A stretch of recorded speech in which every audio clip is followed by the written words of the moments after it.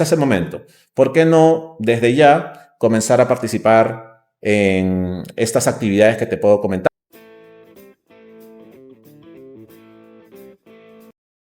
Buenos días, muchachos. El día de hoy estamos en un capítulo más de este podcast de Competitividad sin Fronteras.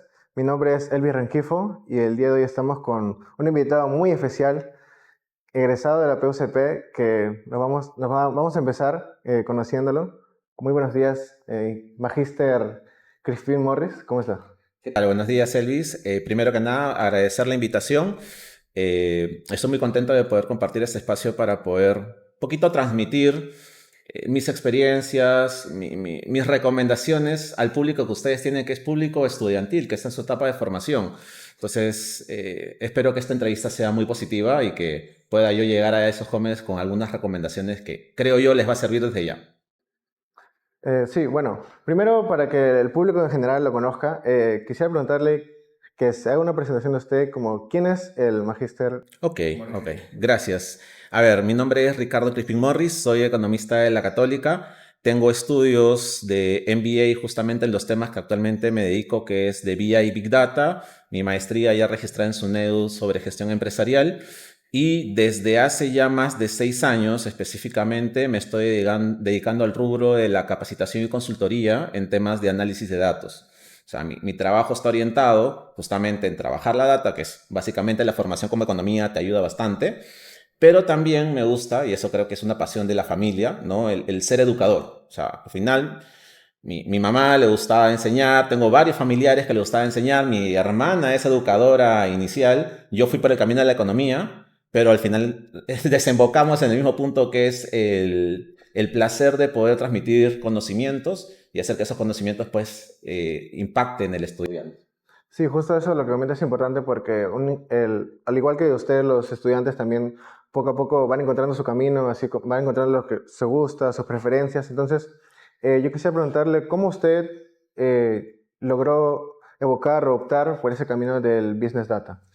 Ya. La analítica de datos, propiamente por la experiencia. En los tiempos que yo llevaba o estaba bueno, cursando la carrera, en esos tiempos las carreras son las tradicionales que actualmente existen, ¿no? Economía, por ahí finanzas, ingeniería. Entonces, cuando tú llegas al mundo profesional, estás en oficina, comienzas a conocer que hay ámbitos nuevos que en ese momento no existían en las carreras, que actualmente ya existen. Ya hay universidades como por ejemplo UPC, donde también estoy trabajando, ya tiene una carrera de inteligencia de negocios, de data propiamente, inteligencia artificial, que en esos tiempos no había, pero lo conocí justamente en la experiencia del trabajo. En esos momentos se usaba básicamente Excel, pero con Excel se podía hacer muchas cosas, sobre todo porque en la empresa donde yo laboraba era una empresa de un tamaño mediano. La data no sobrepasaba los millones, entonces tranquilamente se podría hacer en Excel. Y como yo era muy bueno en eso, me empecé a dedicar justamente en esa profesión, me capacité bastante y justamente en ese mundo de estar entrenándome a mí mismo, fuera ya de la universidad evidentemente, tuve una oportunidad que fue la que me cambió y que me trajo al mundo de la capacitación.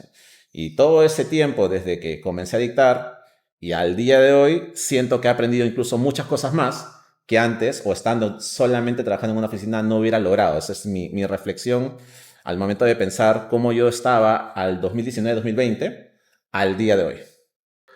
Como, claro, usted indica que al inicio tal vez uno trabaja en empresas donde no se trabajan con millones de datos, donde todavía no está tan grande. Usted ha tenido contacto con varios profesionales. Quisiera preguntarle, en base a eso, ¿qué software, qué programa recomendaría usted que nosotros invirtamos nuestro tiempo en sacarle punche y especializarnos o mejorar bastante que las empresas están requiriendo para que podamos sacar el máximo potencial a nuestro ámbito profesional? Correcto. Es una pregunta muy interesante porque me la suelen hacer mucho, ¿ya? Entonces, hay que tener en cuenta que actualmente existen software en gran cantidad. Varios software están especializados a cierto tipo de acción o trabajo, ¿no? Por ejemplo, los ingenieros tienen sus propias herramientas, ¿ya? Pero yo voy a responderte de mi perspectiva como el mundo de la data y la analítica de datos. Porque en el mundo de la data también, como cualquier ciencia, evoluciona. Ya hay claros roles definidos y las empresas más grandes, Grupo Credit Corp, Grupo Intercorp, que es donde estoy prestando también servicio de capacitación, ya tienen equipos y gerencias de data. compuestos como gobierno de datos, ingeniería de datos, arquitectura de datos, científico de datos y analista de datos, que básicamente es mi perfil. Entonces, desde la perspectiva del mundo del análisis de datos, que creo yo cualquier profesional tiene que conocer en la era en la que nos encontramos, las tecnologías que sí o sí cualquier profesional tiene que conocer es Excel. Yo Excel siempre lo nomino como la base de todo lo demás. Y no necesitas conocer exactamente programación en Visual Basic, pero que conozcas al derecho y al revés las herramientas y funcionalidades. ¿Y por qué lo usas? De las propias herramientas del Microsoft, ¿no? Que vienen a ser tablas dinámicas, fórmulas y funciones, tablas.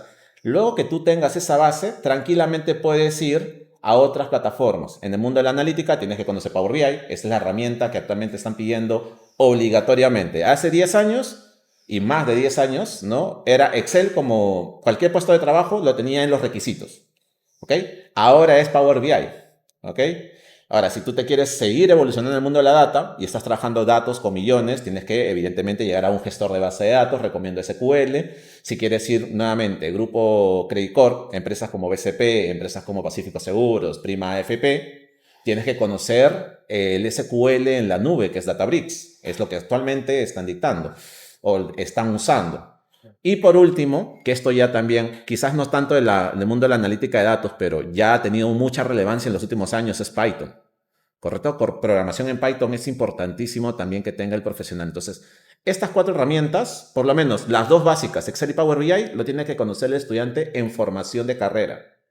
Cuando ya esté llegando a los últimos ciclos y cuando ya esté entrando a buscar postulaciones de prácticas, si estás apuntando a las empresas grandes, que es lo que por lo general es la mira que tenemos, ¿ok? SQL y Python.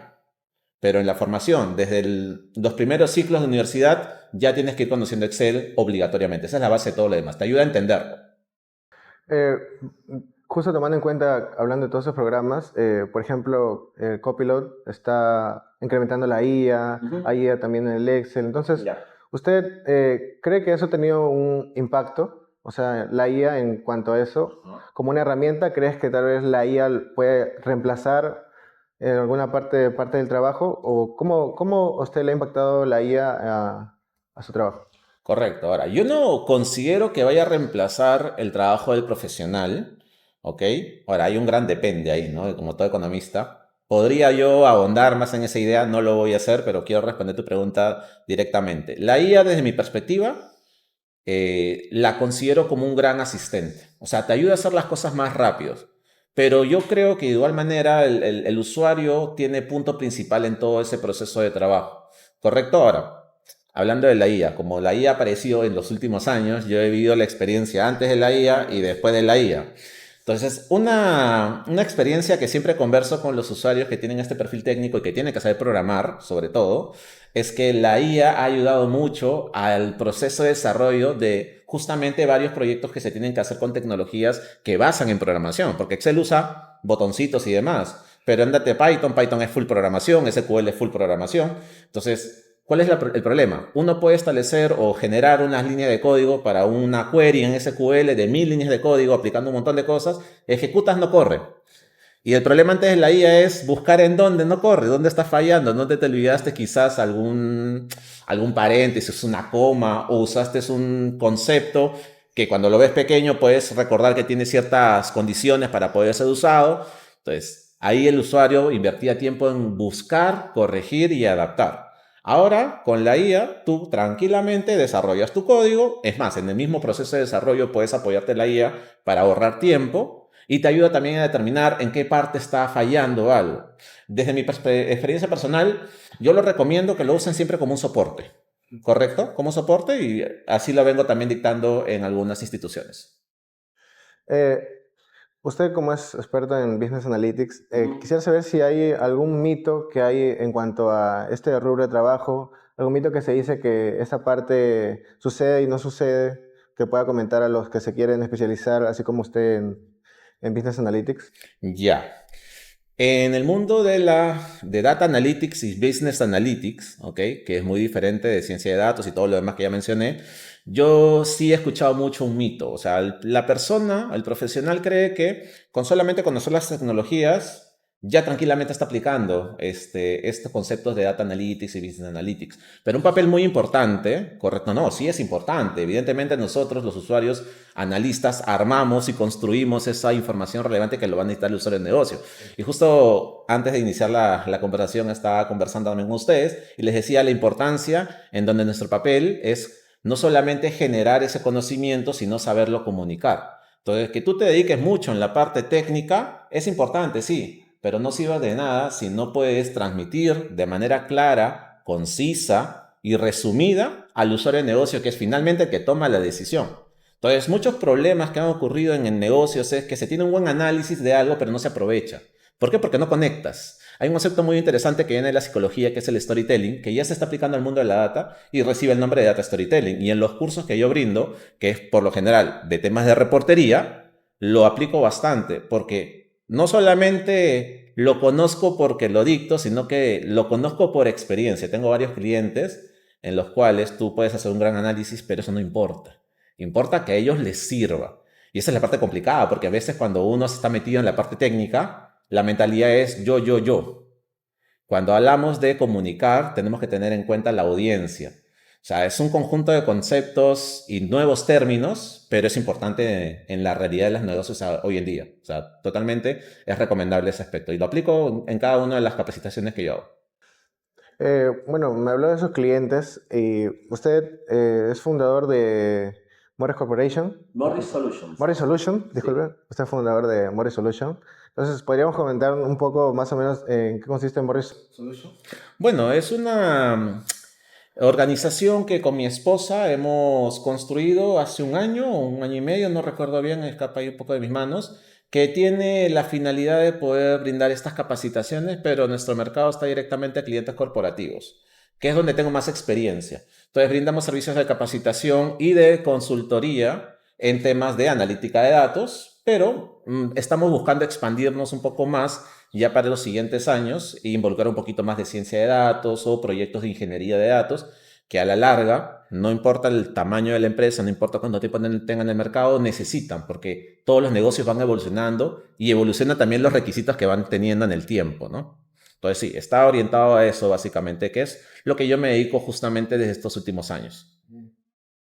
Bueno, y hablando del tema, si una empresa, por ejemplo, una empresa mediana, quisiera empezar con Business Analytics, ¿por dónde debería empezar? ¿Qué primeros pasos debe tomar? ¿Cuáles serían más o menos su visión o sus recomendaciones? Ya, entonces, respecto a tu pregunta, y también a veces cuando se piensa en eso, la respuesta inmediata es comenzar a adquirir o usar tecnologías. Y hay muchas tecnologías actualmente que existen en el mercado, pero lo primero que se tiene que hacer primero es entender el negocio, lo básico, porque la idea es buscar una propuesta, una opción comercial que se adapte. Conocer el negocio, básico, por el equipo que está armando el desarrollo. Segundo, recopilar todas las necesidades y requerimientos que pueda tener en cada uno de los procesos, pasando desde el directorio y cada una de las áreas departamentales. Es un proceso completo. Luego que se tiene ese requerimiento recolectado, ver en el mercado qué tecnologías van a ser necesarias, porque a veces hay situaciones en la empresa quiere comprar la tecnología más completa, pero no la necesita, no necesita todas esas funcionalidades porque todavía es una empresa de pequeño tamaño, tamaño medio. Entonces, todo responde a las necesidades del negocio antes de lanzarse a poder adquirir algún tipo de tecnología en general. Porque, a ver, SAP. SAP es un sistema ERP, pero que se adapta mucho para los procesos de negocio o de empresas grandes.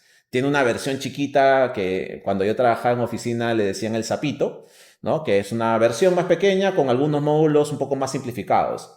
Pero igual, invertir en esas tecnologías es caro. En la inversión en tecnologías es por lo general costo elevado. Entonces hay que ser eficientes con la inversión y sobre todo asegurándonos desde la propuesta de que sirva. ¿Ok?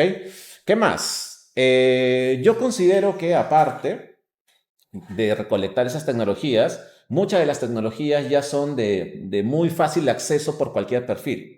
Ya no existen muchas de las tecnologías donde solamente un equipo técnico o el equipo de sistemas tiene que administrarlas y usarlas porque tecnologías como Power BI, que permite hacer un proceso incluso de analítica por departamentos, ¿ok? De manera sencilla, sin necesidad de programar directamente, va a requerir de todas maneras un proceso de capacitación. Entonces, También asegurar que cada uno de los usuarios sean capacitados de manera oportuna en las tecnologías que adquieran. Yo recomendaría Excel y Power BI porque son de costo relativamente bajo y el resultado que obtienes ayuda a tomar mejores decisiones a corto plazo.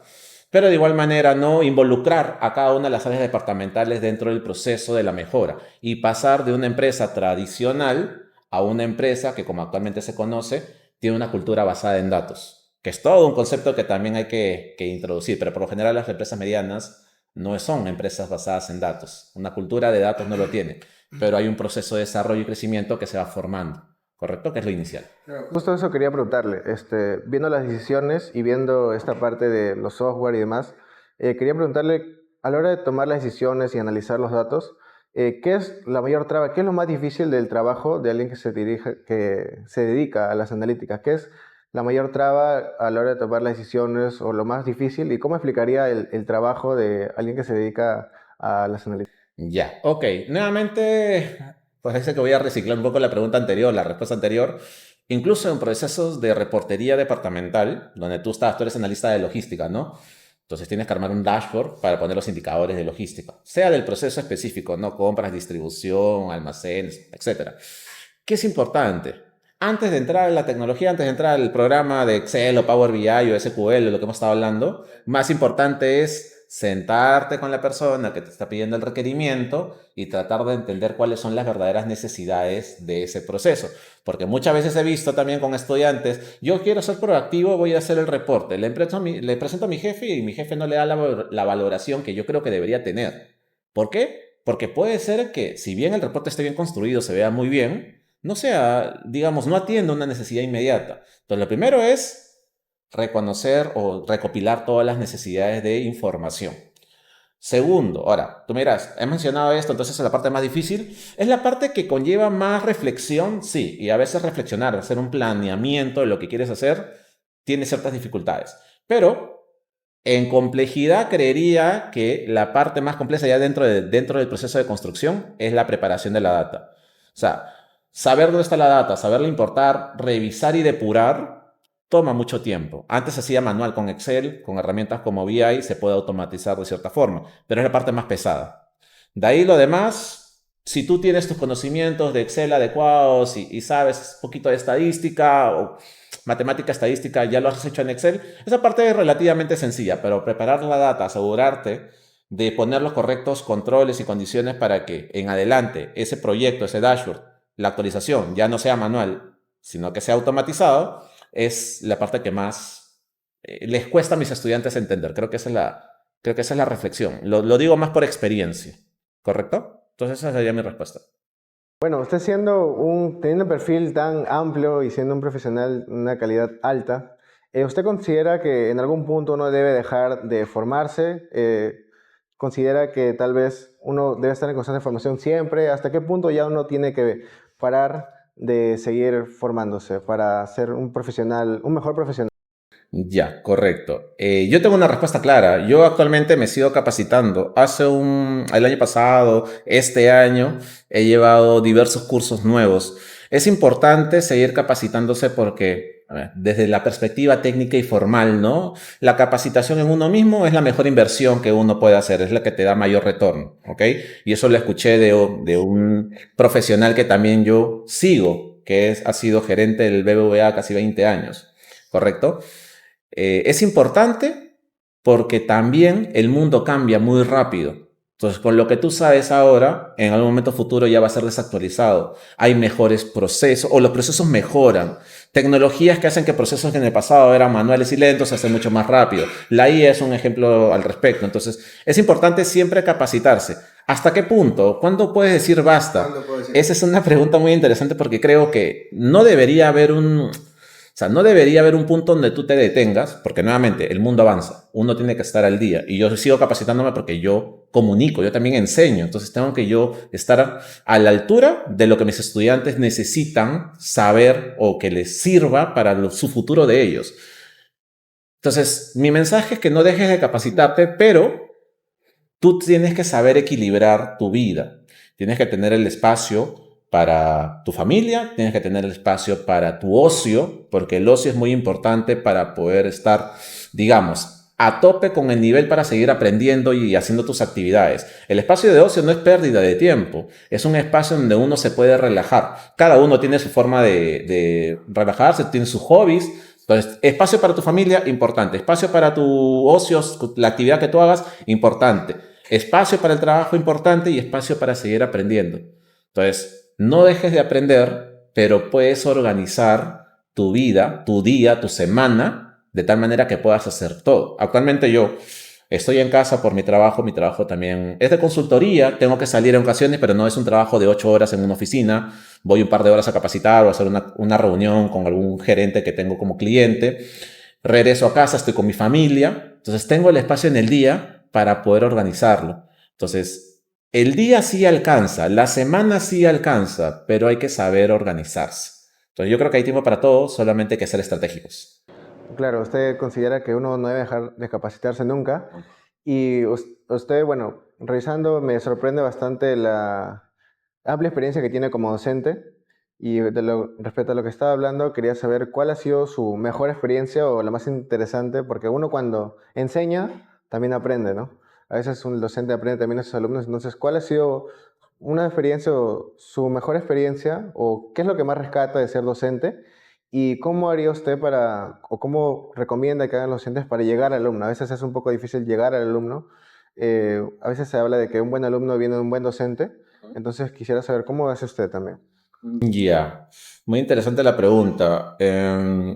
Yo creo que la respuesta de mi mejor experiencia, más que mejor experiencia, porque yo creo que hay yo he vivido muchas experiencias en estos 6 años, considero que para mí la mejor experiencia es el sentimiento de satisfacción que yo tengo cuando estudiantes que yo he compartido en un momento un espacio en un aula o colegas me cuentan que ellos han podido, digamos, crecer gracias a lo que uno ha tenido la oportunidad de poder brindarle como conocimiento.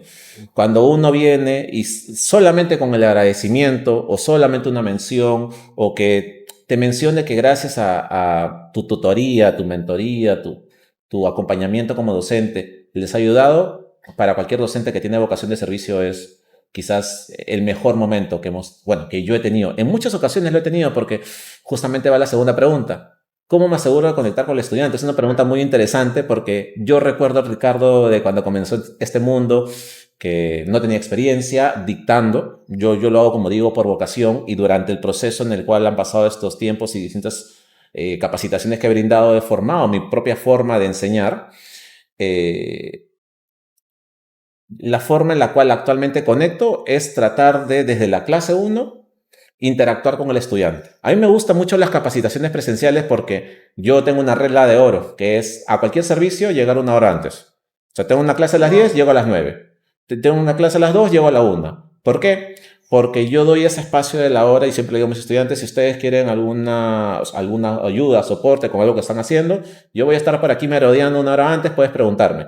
En las capacitaciones que son presenciales, llegan los estudiantes y yo, si es que no me preguntan nada, yo converso con ellos, les pregunto qué tal su día, oye, qué tal te ha ido la clase pasada, ¿no?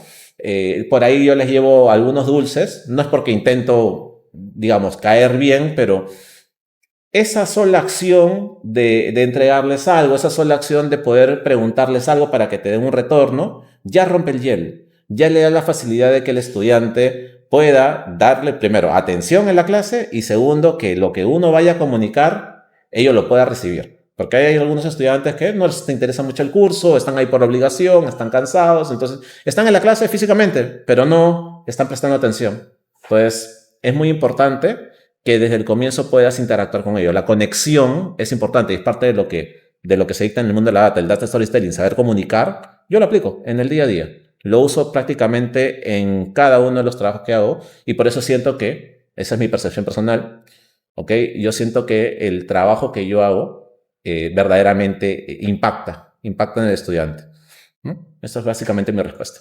Justo que hablaba de los datos, y usted tiene una amplia experiencia, no sé si podría explicarnos cómo se manejan las empresas los datos sensibles de los clientes, ¿verdad? Correcto. Hay datos sensibles y eso ya está determinado incluso en la ley. En la ley se tiene una clara jurisdicción sobre qué se tiene que hacer, qué se puede y qué no se puede hacer con respecto a datos personales, sobre todo los datos personales. Entonces, en una empresa grande, a veces es un poco complicado hacerle seguimiento a todo. Es por eso que ya existen roles específicos dentro de una empresa que se encarga de establecer las políticas claras, las reglas y responsables para cualquier uso de datos, ¿no? Por ejemplo, en empresas como Pacífico Seguros, BCP, que he tenido la oportunidad de capacitar directamente, tiene un equipo de gobierno. El equipo de gobierno de datos, que es un concepto relativamente en Perú moderno, nuevo, que ya se aplicaba antes en otros países, básicamente lo que dictamina es, ok, el negocio usa datos de diversas fuentes. Ciertos datos son sensibles. ¿Cuáles son las reglas que vamos a tener para cada usuario, ¿no? Y cómo vamos a gestionar los controles de revisión, de supervisión, para que nos aseguremos de que los datos sensibles solamente se usen para los fines para los cuales fueron permitidos por parte del usuario, porque al momento de participar en un formulario, en una compra, siempre hay casillitas para marcar. Ahí tú ya estás dando tú como persona natural tu consentimiento, pero el consentimiento está limitado a lo que diga, ¿no? Que por lo general son fines publicitarios o de marketing o nuevas propuestas de productos, ¿no? Pero hasta esos fines. Dentro del negocio, incluso en las áreas departamentales, no se ven los datos de personas, pero tienes que hacer un análisis de cliente. Lo que hacen las empresas, y esto desde el gobierno y la parte de ingeniería, es se codifica.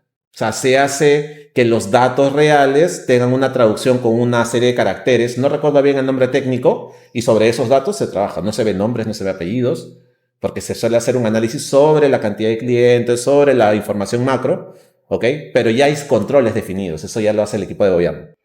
Sí. Habló también de errores. En lo personal, la mayoría de estudiantes como yo a veces tiene un poco de miedo a cometer errores como practicante, errores en una empresa. Entonces, no sé si usted puede comentarnos si alguna vez, hablando con otros profesionales anteriormente, nos han comentado que también, por ejemplo, cometieron un error con un Excel y se les salió como $15,000 y tuvieron un problema. A veces pasan ese tipo de cosas, ¿no? Sí, ocurre bastante. Entonces, no sé si usted puede comentarnos si alguna vez le pasó eso, tuvo algún error, tal vez eso le perjudicó un poco a la empresa y qué mensaje le da a los estudiantes que a veces tienen miedo, ¿no? Y si me equivoco, ¿qué pasa? Yeah. Normalmente uno que siente es miedo y como esa barrera, ¿no? Que nos limita un poco. Yo tengo una hija política que está justamente en la edad, ¿no? Ella tiene 21, 22 años aproximadamente el día de hoy, 20, 26. Entonces, yo sí la he visto. O sea, yo no pensaba que el temor era tan grande en los estudiantes o los que están comenzando el mundo laboral. No me recuerdo a mí en ese aspecto, la verdad, yo te mentiría. Entonces, al verla a ella, que es lo que veo diariamente, sí noto, ¿no? Que hay un temor detrás de hacer las cosas mal. Pero ¿cuál es mi manera de pensar? Puede sonar muy cliché, ¿ya? Pero yo lo he dicho por experiencia y se lo digo a mis estudiantes. Equivocarte es parte del proceso, ¿no? El profesional no es perfecto.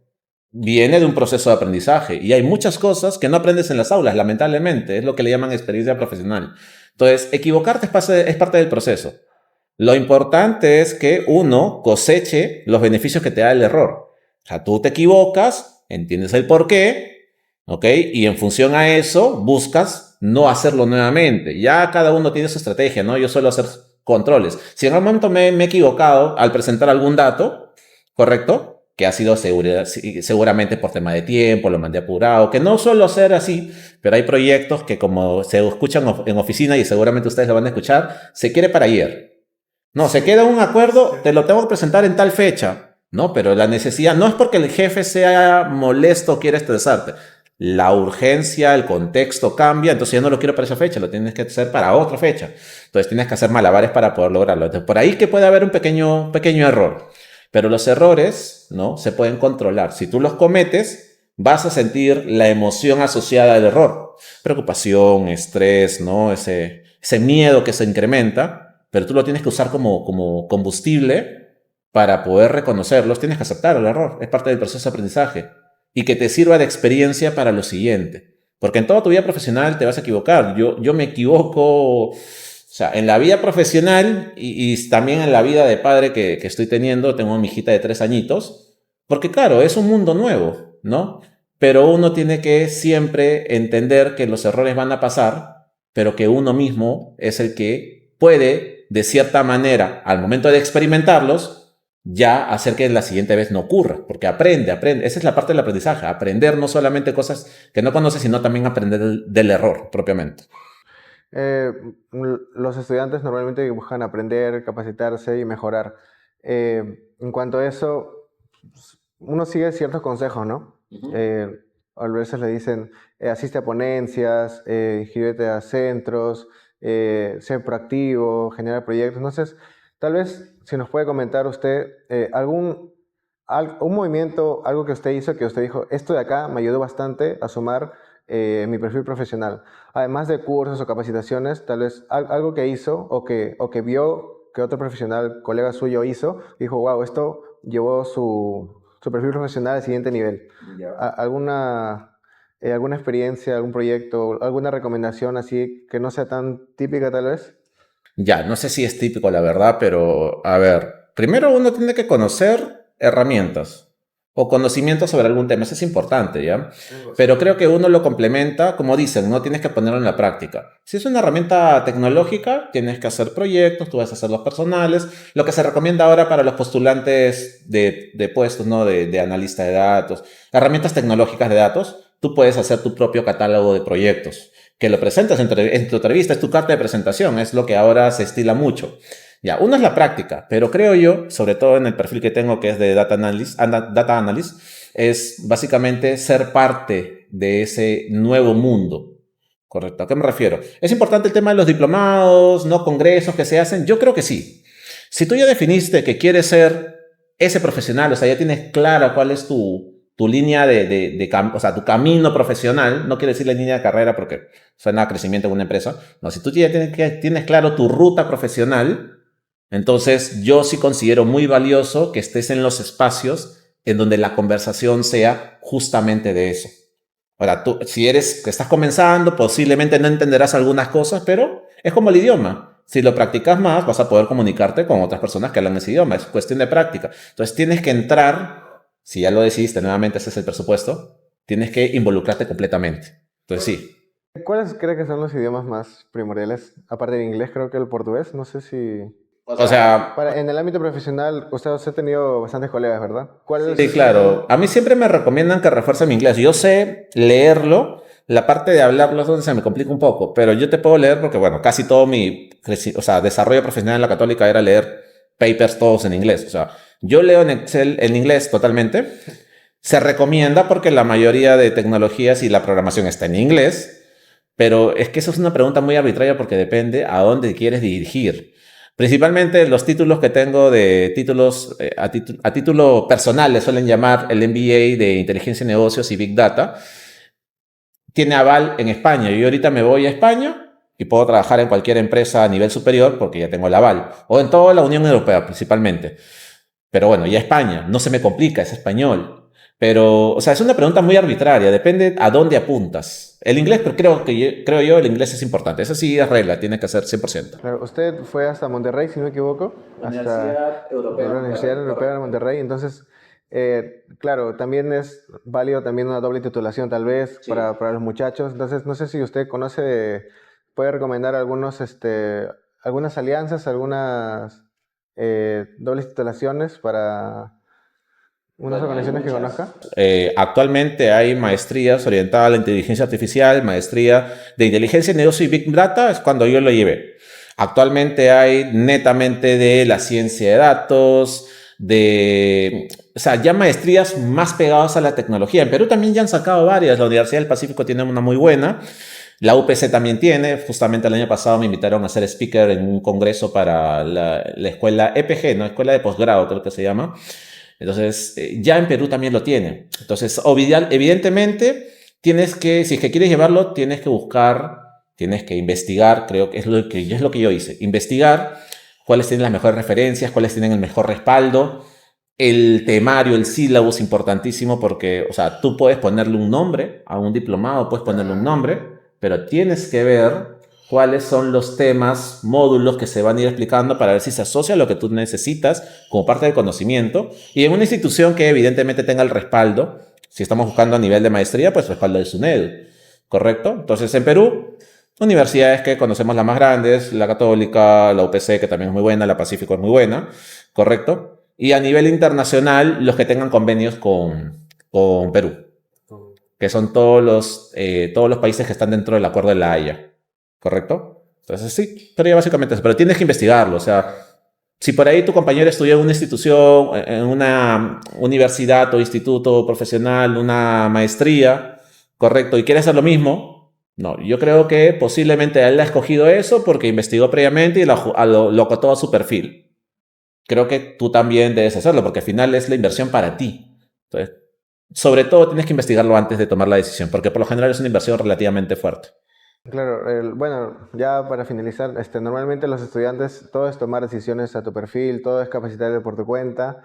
Eh, para finalizar el programa, quisiera, bueno, esto lo vamos a implementar recién, normalmente cerramos solo con preguntas, pero queremos ahora como regalarle el espacio del programa para que usted le brinde un mensaje a todo el público, a todos los estudiantes como nosotros, que como le comentaba, a veces uno tiene miedo a equivocarse, uno quiere mejorar, uno quiere ver cuáles son mejores opciones, mejores capacitaciones, etcétera. Que le brinde un mensaje abiertamente, el que usted quiera, que si todos los estudiantes como nosotros pudiéramos escuchar algo de usted, que usted, ese mensaje es el que calque en nosotros. Así que ahora es suyo el podcast y Ya. usted... Listo. Entonces, yo voy a decirlo de manera, digamos, puedo decirlo improvisada, pero como si yo me estuviera hablando a mí mismo cuando yo estaba en la etapa de formación profesional. Mira, lo que creo que es importante, y ya lo mencionamos dentro de la conversación, es que uno se siga capacitando.